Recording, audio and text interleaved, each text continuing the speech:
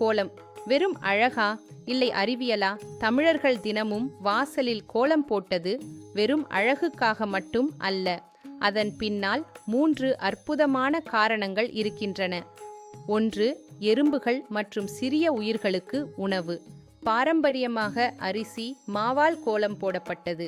இதனால் எறும்புகள் மற்றும் சிறிய உயிரினங்களுக்கு உணவு கிடைத்தது. இது இயற்கையுடன் பகிர்ந்து வாழும் தமிழர் சிந்தனையை வெளிப்படுத்துகிறது.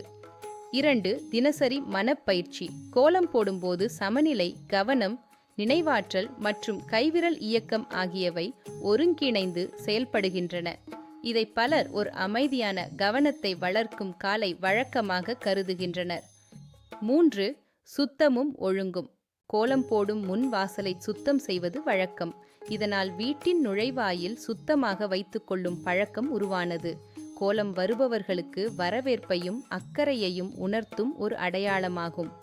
ஒரு சிறிய கோலத்தில் இயற்கை, ஒழுங்கு, மன அமைதி 3ம் மறைந்திருக்கின்றன. ஆடி மாதத்தில் அழகு கோலம் போட்டு அம்மன் அருளும் அஷ்டலட்சுமி அருளும் பெறுங்கள். தமிழர் பாரம்பரியத்தில் ஒவ்வொரு பழக்கத்திற்கும் ஒரு நோக்கம் இருந்தது. அடுத்ததாக, எந்த பாரம்பரியத்தின் பின்னால் இருக்கும் அறிவியலை தெரிந்து கொள்ள விரும்புகிறீர்கள்? கருத்தில் சொல்லுங்கள். ஸ்ரீ மாத்ரே நமஹா. அடியேன் ராமானுஜதாசன்.